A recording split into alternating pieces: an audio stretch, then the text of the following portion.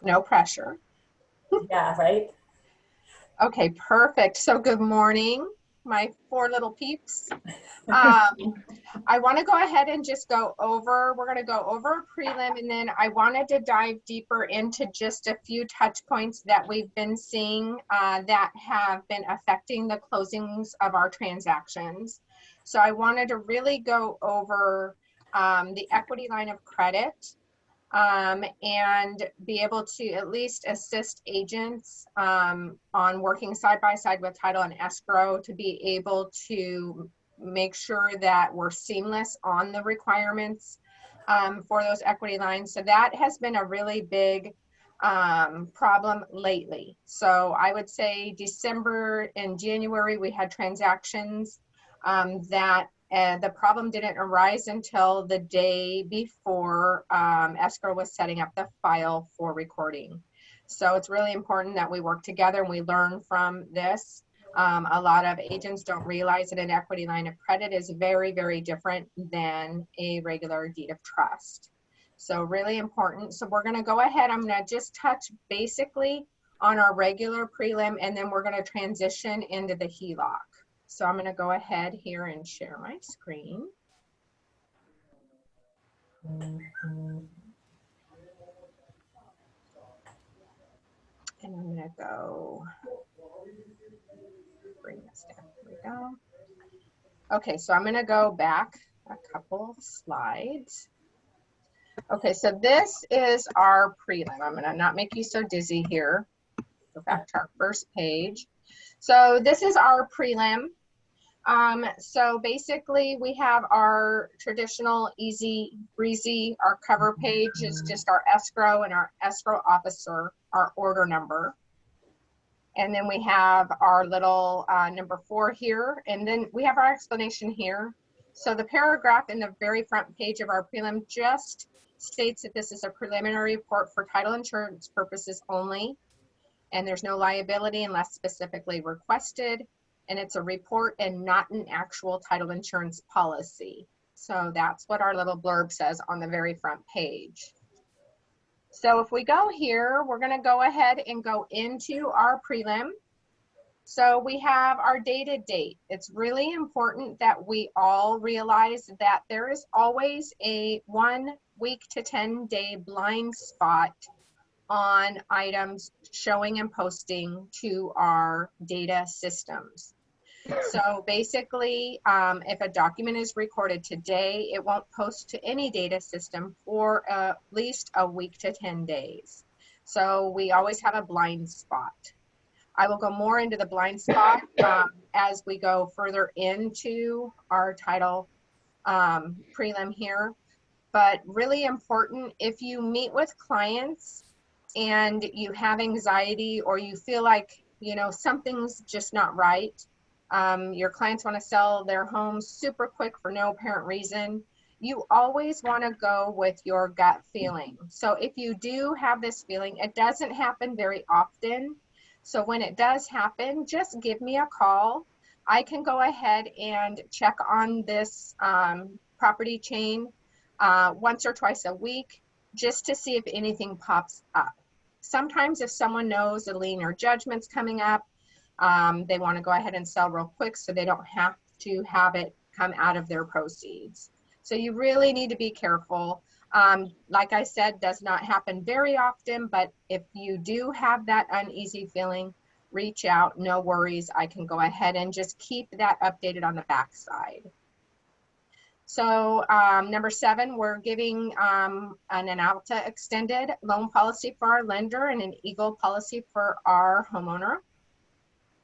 We have our vesting. So your vesting here is going to be the folks that you're meeting with, your clients.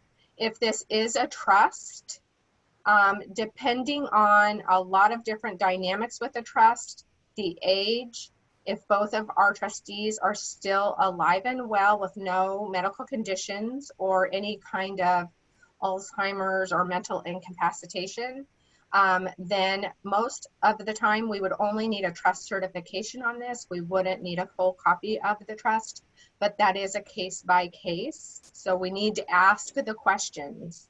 So when it is in a trust, we need to ask the questions on, you know, is everyone still in good health? Are they able to make decisions on their own? If we do have a death of a trustee, then we may need to get a full copy of that trust prior to closing. So number 9 is showing fee title.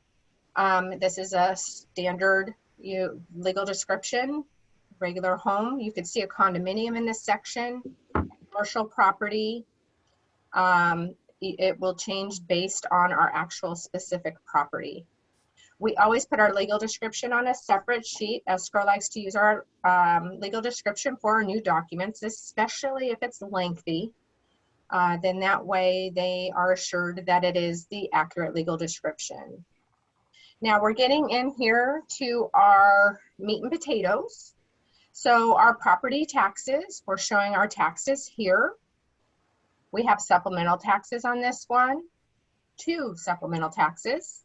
So again, supplemental taxes, when the property values were going down, we didn't see much of the supplemental tax bills. Now property values are going up. We're starting to see more supplemental tax bills. So the supplemental tax bill is a one-time additional tax assessment to your regular property taxes based on the purchase price versus the amount that was assessed at the prior owner. So again, it just brings back the property to where it should be in the way of assessment for the county assessor. So again, depending on when it closes, if you have 1 or 2, usually the supplemental bill is not included in your impounds. It's an addition to. Your lender, your new lender will go ahead and prepare your client for this supplemental bill. So again, we have our explanation page. Really nice to have. I just touch on the supplemental real quick. As an agent, it is outlined in our contracts a couple of times. So give your buyer a heads up that that supplemental is coming, and there are a number of places that we can help them calculate what it might look like when it comes in. So we can't always rely on the lender unless we're using our favorite lender. So let's just be proactive on that. Perfect. I have had a couple, 2 different situations where there was enough padding in the impounds to cover the supplemental bill. So if, you know, if things are really, really tight and you're a little bit desperate, it wouldn't be, you know, a bad idea to reach out to your lender and see if there is any cushion or pad in the impounds to cover that. Yeah, I've had my lender do that, pad it for my client who was numbers were really tight, but and we could see it was going to be a big amount, so she padded it appropriately. So it worked out perfect when the bill finally came, which was very late because of COVID. Mm-hmm. Perfect. So now in our prelim, we're getting into CC&Rs and easements. Now, it's always a misconception, and I'm not sure why, but I have had a lot of agents that think that if there are CC&Rs on a property, that means that they have an HOA. That is not the case. One does not, you know, go with another. So, you know, in the CC&Rs, sometimes a lender will refer to an HOA because, again, these CC&Rs are... Oh, no, someone's not muted.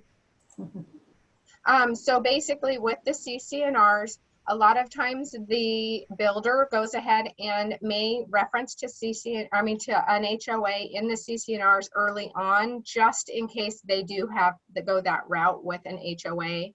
And then that way they don't have to redraw. So sometimes it will refer to an HOA, sometimes it will not. But if you have CC&Rs, that does not mean that you will have an HOA. So CC&Rs are covenants, conditions, and restrictions. So you representing a buyer, you would need to be sure to make sure that your clients actually read the CC&Rs. Now, everything at Landwood now on our prelims is hyperlinked. So your client can click on the link in the CC&Rs and actually the CC&Rs come up. They can go ahead and read them. Sometimes they're a few pages, sometimes they're a small book. But it's really important because, again, there will be conditions, there will be restrictions referred to in those documents. So again, really, really important that your buyers go ahead and take a look at this. We've had certain instances with our transactions where CC&Rs were not read, and it became an issue later on after the close. So different things make a house a home to different folks. So again, if part of the conditions, part of the CC&Rs is that you cannot have a flagpole out front, that could be a problem. If you have a patriotic family or someone in the military, that flag can make their house a home. Also, if there are color coordinating palettes for a certain tract of homes and someone's favorite pink color is pink and they want to have their house painted pink, they may or may not be able to do that if there is a color palette that home tract is going for. So maybe earth tones or what have you. So we have seen a few instances with that. Now, easements. Michelle, I have a quick question. Yes. I noted that, you know, it's very important for the clients to read the CC&Rs, but what if they're Hispanic clients? Do they offer this in a different language, like a Spanish language, or no? I'm sure we can do something with having these converted over. We've never had that situation. But again, we do have folks at Landwood that do speak Spanish, so they can go ahead and go over them with them. Same thing with escrow. But yes, I would see if we can get those transcribed for them. Okay. I mean, I speak Spanish and I can always, but I'm saying just so that when they have a copy and, you know, they have to read it on their own time, it would be beneficial for, you know, someone that only reads Spanish to have a copy in Spanish. Yes, our difficulties that we've had with converting items into Spanish is that sometimes we want to make sure that it is conveyed the same way that it is here in English. So we just need to make sure that it is conveying exactly what it is in English. That's our big thing, but I don't foresee a problem with that. We haven't had that problem in the past, but I will bring that up to our management team to see if there is a way that we could offer that. Yanira, I just want to jump in here and just say this is exactly why we have this training, because it's really important that you reach out to your clients. Don't let them read this totally on their own. You want to continue your rapport with them and go over a lot of this stuff, just like Michelle is doing. I just wish a lot of agents would go back into being more proactive with their clients. That's all I need to say. As long as we work together side by side, I'm sure we can get through just about anything together. So Yanira, I will bring that up to our management team for sure. Thank you. So easements. Now, easements could affect a buyer's use for a property. So if they're buying a piece of property that has a large yard, they may have, future plans of maybe having a large family pool or having a grandma house. They want to bring grandma to come live with them. So if there are easements and you have a buyer that does have a need to change that circumstance with that home or that lot, it's always important that you get those easements plotted at title prior to the close. So early on in the transaction, Landwood, we do that as a courtesy for our clients. However, you don't want to order easements to be plotted unnecessarily. So if you have a tract home and the buyers are going ahead and buying a tract home, they're happy with it, they aren't going to be putting in a family pool, or they don't have the need for a grandma house, then you don't want to have the easements plotted on every single deal. It's unnecessary and unwarranted. However, if there are a lot of easements, you will definitely want to take advantage of that if there is a need to make a change. So really important.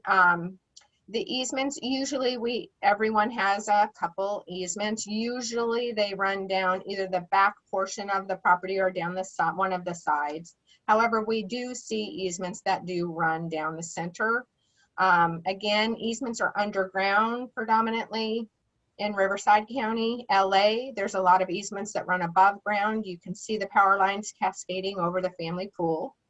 But the easements that are underneath are not visual. You can't see them. So you can't build on an easement. Whoever holds the easement has a right to go ahead and access that easement with notification, proper notification.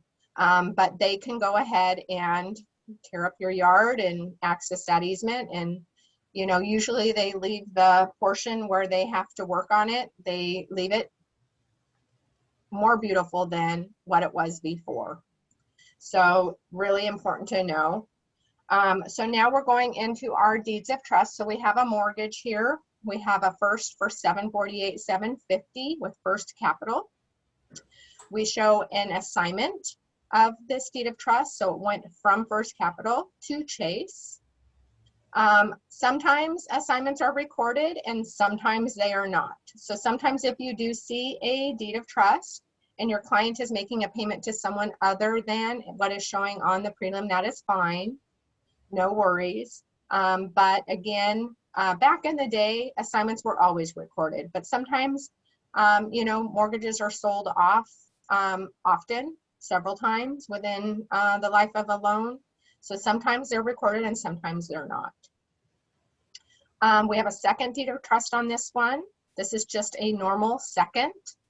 So I'm going to show you the difference after we're finished with this prelim on how a equity line is going to look in comparison to this second mortgage. So this is just a straight second for $350,000 with Chase. So again, we have our explanation page. Now we are getting into number 11, the bullet point 17. This is basically asking for a statement of information on our seller. So if our seller has a common name, we usually at title don't get the statement of information in from escrow until midway through our transaction. So if it's a common name like John Smith, then we will always reach out and ask for that SI, the statement of information, earlier on in the transaction so that we can go ahead and make sure that any of the GI matter, which is general index, that is the liens and judgments that would be on our seller. So even though it's not on the property, it's on the seller's general index that would need to be taken care of prior to the close or during the close. So if there's a spousal support judgment or if there is a federal tax lien, even though it's on the person, that would still need to be paid for through our close. The informational notes here, number 18, it's just showing that we're preparing to issue an ALTA loan policy to our lender. And then number 19 just shows that there has not been any conveyances of the land within a period of 24 months. So anything that changes in the way of vesting, so quit claims, trust transfer deeds, anything like that would need to be posted here within a 24-month chain. So back in the day when we had investors that were hopping onto title, when the market had crashed and you had, you know, investors coming out of the woodwork doing creative things, a lot of times we would show a deed from our homeowner to maybe an LLC or to our homeowner and the investor, and it would always show in this section of our prelim. And the investors did not like to see that because, again, that investor was going to be benefiting off of that lender's loss. So there was no way around it, but we're not in that market anymore. But this, in the past, had been an issue. So again, we have our explanation page. And we have our wiring instructions. So the new lender wires directly to Landwood. We go ahead and make the title related payoffs at our close, which would be any kind of liens, judgments, taxes, loan payoffs. And then we send the rest of the proceeds to escrow, and escrow distributes after. So this is just our normal prelim. And of course, we have our legal description that was on another sheet of paper. And we have a map. So it's always got all kinds of maps here with title. So what I want to go ahead and show you now is this way. So if we had our vesting in a trust, your clients would get this certification of trust along with their prelim. And this basically is just filled out by our homeowner and just lets us know that the dynamics of the trust and that there have been no amendments that have been done to the trust that we have not accepted or received. So again, they fill this out, not you, the agent. And again, that is notarized. That makes it back to title. And then let me go back here. I have also, just to show you the statement of information. It's not opening. I don't know why. I just like to be able to show clients that we do have this available on our website. I don't know why that's not opening. So what I want to do now is I want to go ahead and go into, hold on, my screen. You can try to hit the share screen and maybe share a different screen. It might be there. Okay. What I'm going to do right now is go into, I'm trying to get to a tab that's behind the, let me go. I can see your tabs across the top. Yes. Hold on. Let me see here.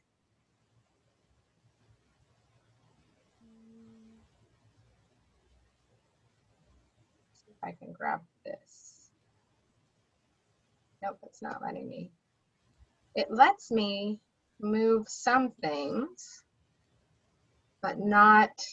I'm going to stop sharing, and then I'm going to go into the Heloc. There we go. Can you see the Heloc now? No, you need to share again. Okay, hold on 1 second. Shoot. Hold on.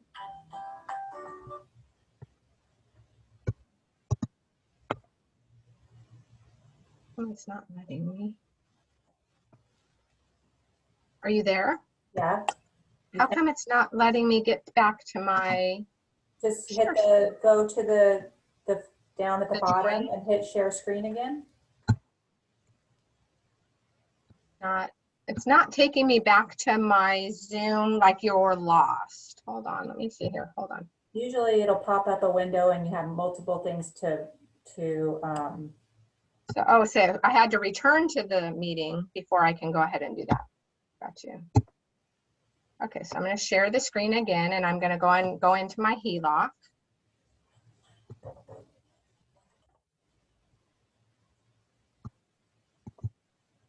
Okay, so we have our prelim here. you can't This see is it. you can't see it.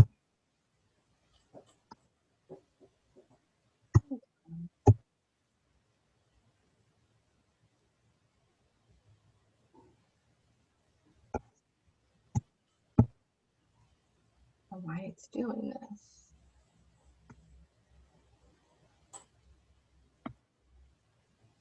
And this is what happens to me all the time. So But I'm in this. hit the share. So then I lose you down here. Hold on 1 second. That's okay. You should have a little pop-up window and you could pick which icon you want to share. Okay, so I've got the screen share. There. And then it covers my, it's still, oh. Here we go. We're good. All we see is your list of PDFs. There we go. Now I Yes. see prelim. I need to figure out how I can move my tabs. I have too many tabs. It would be nice if the sharing was on the bottom. Okay, so basically we have here, this is our prelim. This is the one that we have with our Heloc. So I want to show you what a Heloc looks like. Number 7 is a Heloc. So you see how we show our deed of trust for 285 from 2011. And you can see the blurb underneath. It says the above deed of trust appears to be secure an equity line of credit.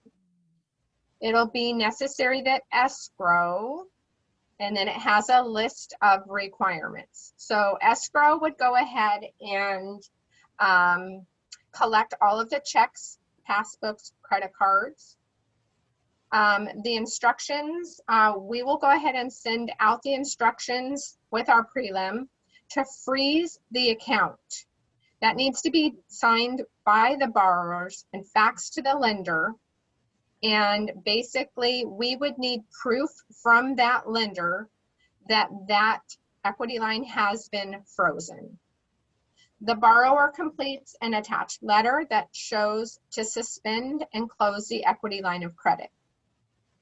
The equity line of credit is, if it's not frozen and still accessible to the borrower, then a hold will be placed on that account. Sometimes there's outstanding purchases. Sometimes if the seller goes ahead and uses their equity line to make some of the updates to the home prior to listing, then we'll go ahead and arrange with that lender to go ahead and pad for that. So when you say a hold will be placed on the account, that's a hold will be placed on the line of credit, right? Yes. Okay. So it just depends on if that homeowner used that to make improvements to the home based prior to listing. Then again, a lot of times when we see these equity lines, a lot of folks have equity lines from the 80s or 90s, and they forgot that they're even there. Now, I had a client that did have an older equity line. They had completely forgot about it, but basically it had a zero balance. It hadn't been used, but when the market crashed 2 markets ago, that lender went ahead and froze that equity line. So they wouldn't have been able to use it anyway. But out of sight is out of mind. Now, in the 80s and 90s, most folks would do an equity line alongside their first mortgage just in case. Then it kind of got, out of style for a hot second, and now we're starting to see equity lines again. So basically, equity lines is just kind of an extra emergency pad. I remember my in-laws had an equity line of credit. My father-in-law needed dentures, and it was very expensive, so she wrote a check off of her equity line of credit for Pop's dentures. So anytime there's like a large purchase, and they can go ahead and use that. Now, equity lines of credit as well, we've had situations where the account was frozen and closed through our transaction. And then we had our sellers move into their new home. And when they were unpacking all of their boxes, they found a checkbook. Now, they had no idea that the checkbook was tied to the equity line of credit that was frozen and closed through their last transaction, and that it was actually tied to that other previous home. Those homeowners started writing checks against that account. They all bounced. So again, a lot of folks forget the dynamic of the equity line. We do see instances where things, happen after the fact. And that's why it's really, really important that we go ahead and dot our I's, cross our T's when it comes to these equity lines. Now, what we're seeing from a title perspective is we're seeing equity lines that come up on our prelim that are very, very, very old, and the lender is no longer in business. Well, there's no such thing as mortgage heaven. We need to be able to take care of removing that item prior to closing. So we have had, I've had lots of times where I meet with my agent and the clients, and we're going through boxes in their garage. Sometimes it takes a lot of legwork to go ahead and figure out, number one, who even is carrying that loan. Once we find out what lender took over that institution that went under, we need to go ahead and contact them and make sure that we can get a full reconveyance. So it's not always easy, but we all get through it together. So we can't just disregard an open deed of trust or equity line on a property chain out of mere convenience. So sometimes it's hard work. We're here to help you along the way. I will do whatever it takes to assist your clients with this. But it's really important when you get your prelims that we go ahead and we go over this and we have a game plan, because it's going to take you, the agent, title, and escrow in some cases to really get what we need to be able to move forward and close our transaction. So it's really important. We've seen just about when we think it's the worst of the worst and we're going to lose the deal, it always comes through in the end. With a little bit of elbow grease and a little bit of knowledge, we can work together. So no worries. I've done three-way calls with the banks, with our clients, so that they don't get the runaround and they have the verbiage of what we need to be able to move forward. So it's really important that we do have all of these taken care of in the early stages. Now I do go over, I contact my agents, and I do go over the prelim a few days after you get it. Now the paid in full letter, this is what we got from a bank. So basically this was one that was an older equity line, and the bank had sent us this information stating that this has been paid in full, and then they went ahead and sent the full reconveyance after our close. So this was acceptable for Audrey to go ahead and move forward. Now this is our actual deed of trust. This is our equity line of credit. So basically you can see here, this just looks like a normal deed of trust. So basically when you do get these in your property profile, you may not know that it's an equity line until we go ahead and search further.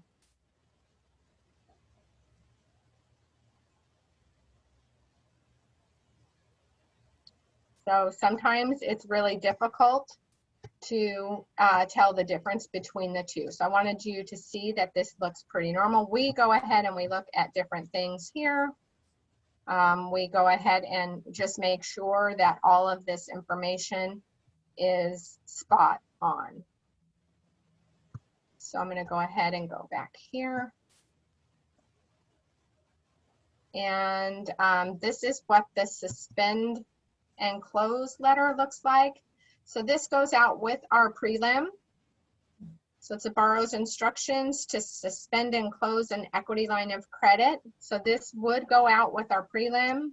And again, this would be taken care of by our clients.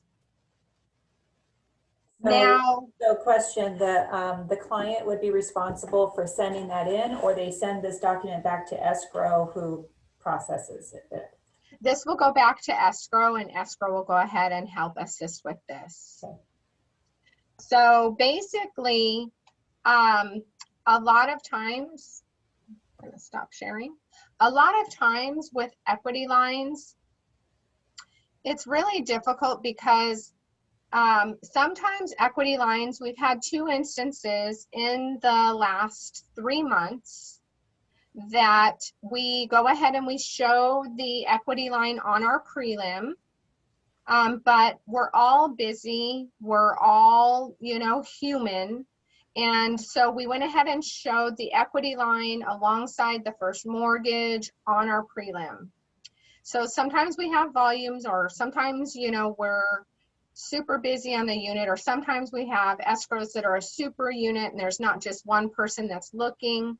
But that's why it's really important when I call an agent and go over, I bring the equity line of credit to their knowledge so that we can go ahead and make contact with escrow, because I've had 2 instances where the client, the seller, did not include the equity line on the escrow take sheet. Right. So they forgot about the equity line. They just know they're making their mortgage. So if they had an equity line and they've never used it, it has a 0 balance, then out of sight is out of mind. So even though there's an equity line and it may have a 0 balance, you still have to go through all of the procedures to get it frozen and to get it closed. So we had a situation where the file was set up to record and we only had the one demand. We were asking for the one for the equity line of credit and for all of the supporting documents. And it just ended up, and it's just human error.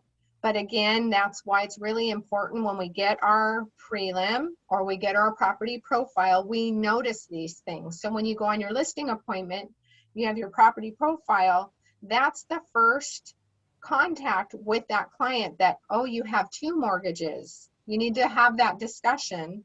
You know, you have your listing profile, you can go over it page by page. That would be the first sign that the client needs to know you don't have 1 mortgage, you have 2.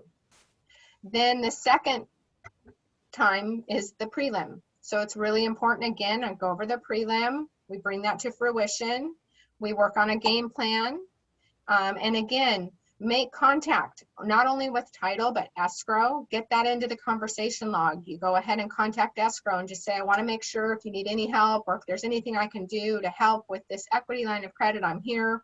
At least you've already planted the seed. And then that way we can go ahead and move forward. The instances where we did have last minute Lucy, we were able, by the grace of God, to get what we needed in a day, which doesn't usually happen, but it did happen in those 2 cases. So it didn't affect our close per se, it just made our close a little more stressful at the very, very end. So really important to be able to know when those things do come up. Another instance that we're not really seeing problems so much right now with the HERO. So the HERO is another thing that you'd want to go ahead and make contact with at that listing appointment. It would be on your property taxes and an actual lien within the documentation of your profile. And that would definitely show up on your prelim as well. So that's another instance that we really need to be on top of. Shannon, do you have any questions? I know we've had a couple crazy deals. Did you want to bring up anything that we've had in the past? No, I just want to point out that the HERO, sometimes it shows up on the property profile as it says HEROG, if I'm not mistaken. And sometimes it just looks like a crazy tax. And so for new agents, they need to understand that's the HERO loan that's tied to some kind of home improvement, usually solar, sometimes windows, etc. So that would be WRCOG. Yes, thank you. So that's usually what HERO is. That's for Riverside County and Orange County. In San Bernardino, it's called Sandbag. So it doesn't sound as regal as HERO. So Sandbag, most likely an agent would think, oh, that's not bad, that's not good. Whereas HERO doesn't sound like it's so bad. So definitely with that. Also with 433s, I know we've been seeing a lot with 433s lately. And again, it's really difficult to really get into contact of who we need to contact with COVID. A lot of those departments at the county level are not open and doing business. Everything is through telephone. So again, if there is an issue with a 433, we can all work together. It's going to take all of us working together to be able to move forward with those. Some of those are just, it seems like, so difficult to where you're just going to give up, and then they end up going to someone else and they close the deal. So it's You raising your hand, Carol? Can't hear you. Okay, so can you hear me now? Yes. Okay, so can you, instead of saying 433, what the heck is a 433 for newer people that go, what the heck is that? What is that? Okay, so 433 is for our manufactured homes. So with a manufactured home, you know, sometimes a manufactured home is in a park where they lease the land and then they have their manufactured home. They pay for their lease of their lot. But when we have a manufactured home that is on a piece of land that the homeowner actually owns, there are certain things that need to be done before they can actually get financing from a lender. So the 433 is a certification. It's done through HUD, that property, that manufactured home has been attached properly to a permanent foundation and that the wheels have been removed. That way, that would make that now a single family setting. Again, sometimes it's done properly, sometimes it's not done properly. The ones that are older from the 60s and 70s most likely don't have that permanent foundation. So the lender needs to see that 433 before they could just make the decision that they will actually lend on that property. Without the 433, it's difficult to get a regular institutionalized loan on that property. Okay. Thank you. We want to be able to assure, the lender wants to be assured that they actually are insured against the structure as well as the land. And so when you have the 433, it brings it together. Okay. Thank you. We do have and have had situations where there was not a permanent foundation and they had gone ahead and got that permanent foundation done and certified during the escrow process. Happens a lot.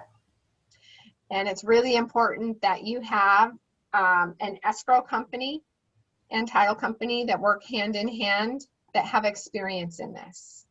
Because it Like can Legendary. Legendary, it's dealing with, Legendary does do the ones that have the 433 already existing.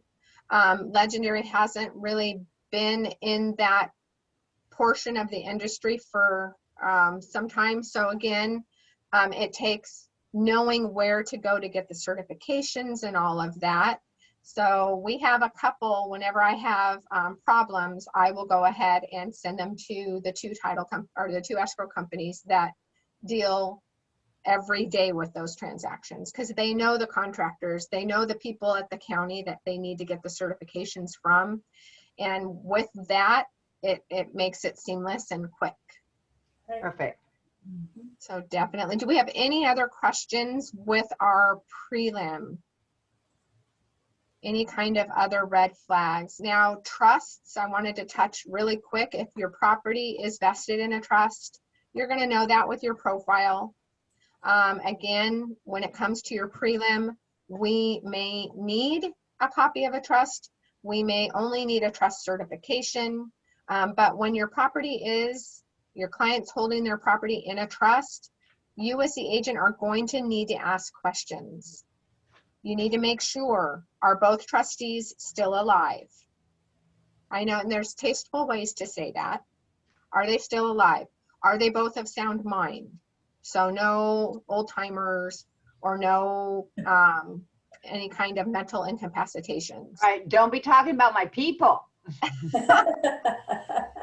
You know what? It's just the trust is the ultimate protection for your clients. So if there is a problem, you know, we need to work on it together. A lot of people think, oh, it's in the trust, but, you know, mom's memory's gone. I'm going to go ahead and use the power of attorney. It's just easier. It's not that easy. Right. So 99% of the time, the trust does not allow for a power of attorney. So then that's when the doctor's letters come in. If both trustees are gone, then we have successor trustees. So we would need a copy of the trust to see who are the successor trustees. If it is all of the children from the deceased trustees, do they all need to act? Or usually, you know, and on the East Coast, it's funny how trusts are. The successor trustee is the eldest son. So it's a little old fashioned, the eldest son. Here, you know, it just depends on who the favorite is, or, you know, do I want one to act or do I want all of them to act?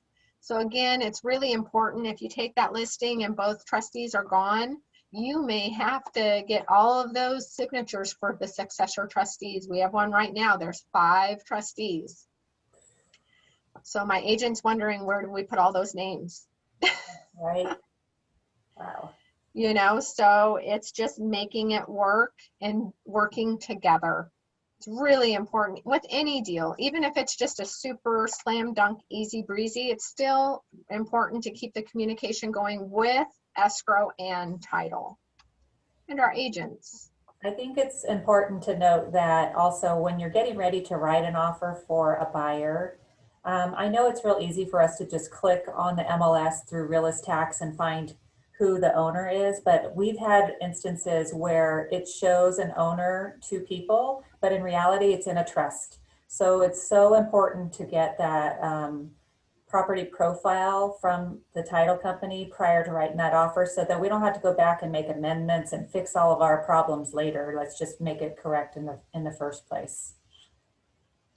I always tell my agents to make sure Realist is fantastic, but always use it side by side with another informational outlook there.